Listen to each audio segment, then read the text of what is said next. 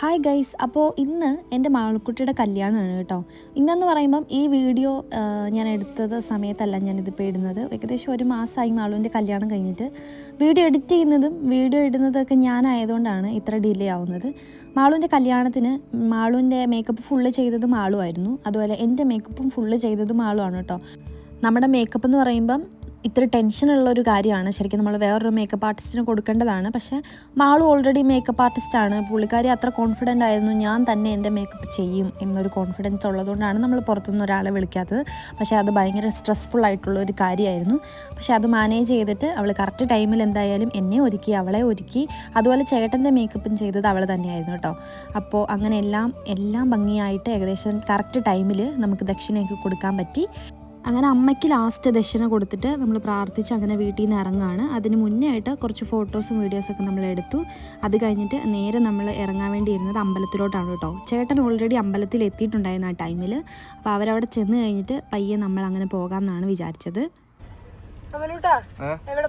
മാളുകുട്ടിയുടെ കല്യാണം കൊണ്ടാടാൻ പോവാ. എനിക്ക് കൃത്യമായിട്ട് തെളിയാൻ പറ്റത്തില്ല, ബട്ട് സ്റ്റിൽ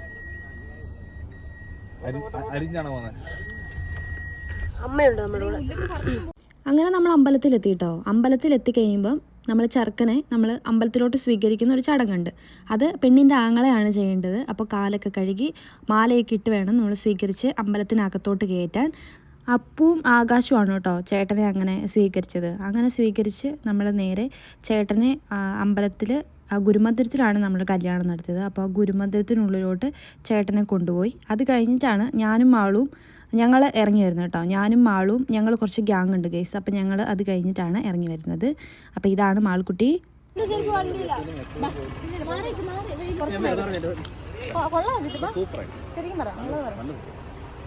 എടി എൻ്റെ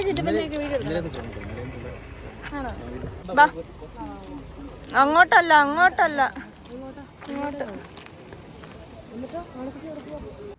അപ്പോൾ ഇതാണ് എൻ്റെ കോസ്റ്റ്യൂം. എനിക്ക് എൻ്റെ ഡ്രസ്സ് ഭയങ്കരമായിട്ട് ഇഷ്ടപ്പെട്ടു ഗൈസ്. ഇതിൻ്റെ ഈ കോസ്റ്റ്യൂം ഇങ്ങനെ ഒരു സ്റ്റേജിലോട്ട് ആക്കി എടുക്കാൻ വേണ്ടിയിട്ട് ഒത്തിരി കഷ്ടപ്പെട്ടു ഗൈസ്. പക്ഷേ അടിപൊളിയായിരുന്നു കേട്ടോ. ഫൈനൽ ഔട്ട്പുട്ട് നല്ല രസമുണ്ടായിരുന്നു. ഭയങ്കര നമുക്ക് നമ്മുടെ ഡ്രസ്സ് നന്നായിട്ടുണ്ടെങ്കിൽ നമ്മുടെ കോൺഫിഡൻസ് കുറച്ച് ഇമ്പ്രൂവ് ആവും എന്ന് പറയില്ല, ആ ഒരു സെറ്റപ്പായിരുന്നു ഞാൻ. ഈവൻ എൻ്റെ മേക്കപ്പ് ആണെങ്കിലും എൻ്റെ ഹെയർ എല്ലാം എനിക്ക് ഭയങ്കരമായിട്ട് ഇഷ്ടപ്പെട്ടു ഗൈസ്. അങ്ങനെ അവൾ അമ്മായിയുടെ കയ്യിൽ നിന്നും അതുപോലെ അത് അപ്പുറത്ത് നിൽക്കുന്ന മാമിയാണ് കേസ്. അപ്പം അവരുടെ രണ്ടുപേരുടെയും കയ്യിൽ നിന്ന് താലമൊക്കെ വാങ്ങി ദക്ഷിണയൊക്കെ വാങ്ങിയിട്ട് മാള് നേരെ ഗുരുമന്ദിരത്തിലോട്ട് പോവുകയാണ്. അവിടെ നമ്മുടെ കല്യാണം നടക്കുന്നത് കേസ്.